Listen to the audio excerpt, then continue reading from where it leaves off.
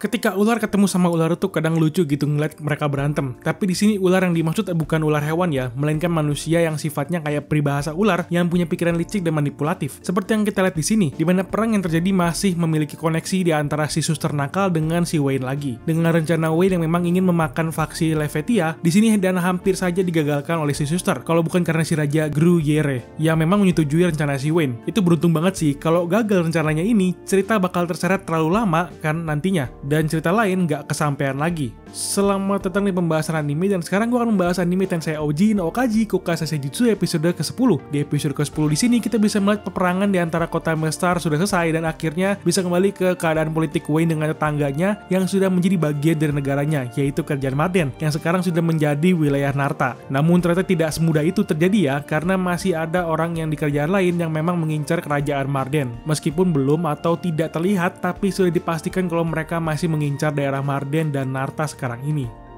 Di awal episode melanjutkan cerita mengenai pertemuan antara Wayne dengan kelompok dari faksi Levetia, di mana pertemuan ini membahas mengenai para pengungsi dari kota Melstar, di mana keadaan semakin rumit karena kedatangan dari para pengungsi yang berjumlah sekitar 30.000 orang, dan faksi Levetia sendiri harus mengurusi orang sebanyak itu, ditambah masih harus mengurusi pasukannya sendiri yang membuat mereka kerepotan, dan itu sedang diincar oleh si Wayne sekarang ini sebagai bagian dari rencananya. Karena dalam diskusi yang sedang dilakukan oleh si Wayne, dia ada membicarakan mengenai rencana dari faksi Levetia sendiri mengenai apa yang akan mereka lakukan setelah para pengungsi ini sudah mengungsi sekarang ini. Dan disitulah Wayne langsung mengeluarkan rencananya untuk membeli pasokan makanan dan senjata yang dimiliki oleh mereka dengan harga 3 kali lipat agar para pengungsi bisa mengambil alih kota mereka kembali dengan kekuatan mereka sendiri. Di situ ya, rencana si Wayne ini cukup cerdas sebenarnya dengan menguras senjata dan makanan dari faksi Levetia yang membuat mereka mau tidak mau harus mundur dan tidak bisa berperang lagi, yang membuka kesempatan baru agar tidak terjadinya perang. Namun dalam pembahasan ini tidak semudah itu ya rencana si Wayne, karena ternyata hal itu sudah dibaca oleh si suster nakal dengan melihat faktor-faktor dalam perang di sini dan ingin menolak tawaran si Wayne agar dia bisa melihat keputusasaan dari si Wayne, alias si suster masih ingin bermain dengan si Wayne dan melihat dia sengsara dengan keadaannya sekarang ini. Tetapi tiba-tiba ketika suster mau menolak tawaran si Wayne, si Raja Gruyere langsung menyetujui permintaan si Wayne karena dia ada berpikir kalau memang terjadi peperangan dan pangeran kedua dan ketiga bertempur, faksi Levetia sendiri bisa membantu dan bisa lebih diuntungkan kembali dengan keadaannya. Memang pemikiran si Raja benar terlihat simpel, tapi hal ini juga kelihatan situasi yang semuanya diuntungkan dengan keadaan dari permintaan si Wayne. Meskipun begitu, si suster nakal ini kan memiliki keadaannya sendiri dan masih kekeh dengan pilihannya. Tetapi sayang kan udah diterima duluan sama si Raja, jadi dia cuman bisa ngambek aja tuh ngedengerin si Wayne ngomong. Ditambah dia juga tetap meminta untuk berjaga di belakang pasukan pengungsi, jadi faksi Levetia akan tetap menjaga perang ini sampai selesai. Setelah diskusi berhasil diselesaikan, di sini para pengungsi dari kota sudah menerima persenjataan untuk perang dan mulai bersiap mengambil alih kota mereka kembali dengan berjalan menuju pasukan pangeran kedua dan 3 berada. Di sini ketika para pengungsi dengan senjata lengkap berjalan, hal itu membuat semua pangeran terkejut dan mulai kelabakan gitu ya dengan keadaan yang terjadi saat ini. Karena di sini para pangeran itu tidak bisa seenaknya saja untuk membunuh para pengungsi. Sudah jelas dong ya kenapa?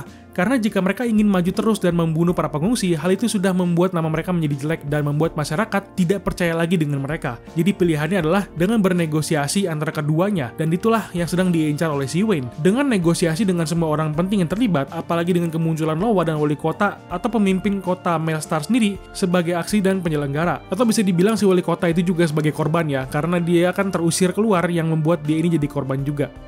Berlanjutkan dari diskusi Wayne yang pertama bersama faksi Levetia, dan sekarang dia berlanjut ke faksi pangeran yang sekarang mulai untuk bernegosiasi dengan keadaan yang menyudutkan mereka sekarang ini, yang masih menyangkut mengenai percobaan pembunuhan yang dialami oleh pangeran pertama. Di sini si Wayne memiliki sebuah rencana untuk membuat situasi peradilan tanpa dakwaan, yang artinya ketika sedang sidang namun tidak ada tersangka, di mana semua kesalahan dan kejadian buruk yang terjadi itu kembali pada korban yang dianggap sebagai tersangka juga dalam kejadian ini. Jadi dalam diskusi ini si Wayne itu membuat sebuah alasan yang kuat untuk mengaitkan semua kejadian yang sudah terjadi kepada pangeran pertama, yang dimana dialah yang merencanakan racun yang diminum oleh dirinya sendiri karena dia tidak menyetujui kongres pangeran dan putri dalam perebutan tahta kekaisaran. Alasan ini memang didukung oleh perkataan dan testimoni dari pangeran dan putri mengenai pangeran pertama yang sudah bilang dari awal kalau dialah yang memiliki kuasa untuk menjadi raja di kekaisaran. Pada keadaan ini kan bisa terlihat kalau pergerakan dari rencana si Wayne ini sudah mulai masuk ke tahap keberhasilan tanpa adanya masalah, meskipun di awal ada kemungkinan gagal, namun untung saja semua rencananya berhasil dan semua orang yang ada di diskusi itu kelihatan secara kasarnya sudah berjalan di telapak tangan si Wayne sebagai penggeraknya. Terlebih setelah semua acara selesai dan penjelasan mengenai alasan si Wayne begitu cepat mengurus masalahnya. Di sini si Wayne kelihatan hanya ingin membuat adiknya bahagia karena adiknya sangat menyukai kota Melstar, yang membuat Wayne harus turun tangan agar adiknya tidak sedih. Wholesome banget sih adegannya.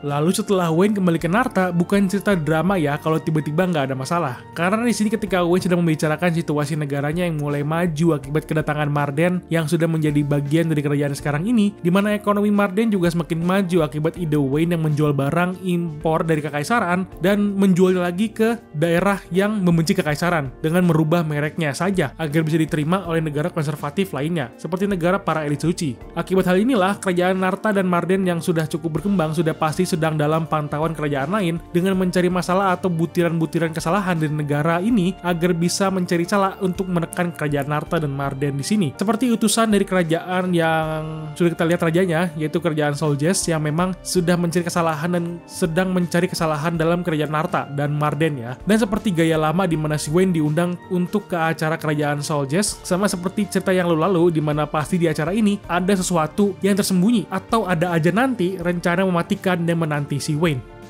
Ketika Wayne sedang menuju undangannya, di sini Wayne mampir menuju Marden sebagai tanda untuk memantau perkembangan Marden selama bergabung dengan Narta. Di sini Wayne ada memikirkan kalau nantinya Zenovia akan memintanya untuk menikah secara politik dengan dirinya. Namun ternyata ketika sedang berbicara dengan Zeno, dia tidak meminta pernikahan atas saran bawahannya, dikarenakan Zeno merasa canggung dengan si Wayne dan masih menganggap si Wayne sebagai pahlawan yang sudah menyelamatkan negaranya sekarang ini. Makanya Wayne cukup ditolak mentah-mentah dengan alasan candanya si Zeno kalau Wayne itu bukan tipe yang dia sukai. Terdengar perencanaan, namun memang mungkin hal itu yang menjadi dasar penolakan si Wayne dari si Zeno. Kasihan ya. Tapi ada faktor lain seperti si Zeno ini cukup takut dengan si Wayne karena kepintarannya yang cukup mematikan gitu.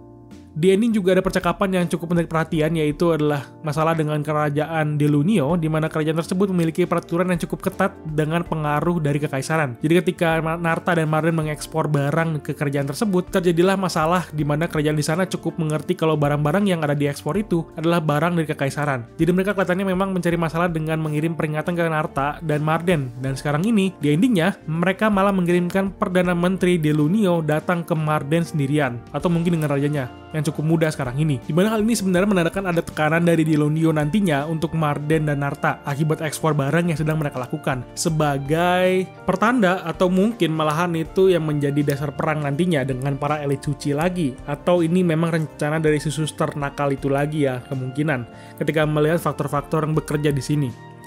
Oke, itu aja pembahasan mengenai Tensei Oji no Okaji Kokase Seijutsu episode ke-10. Jika kamu suka dengan pembahasannya, silahkan di like videonya dan subscribe channelnya. Lalu berikan pendapat kalian mengenai episode kali ini. Tulis kolom komentar ya. Sampai ketemu di video lainnya. Thank you for watching and bye-bye.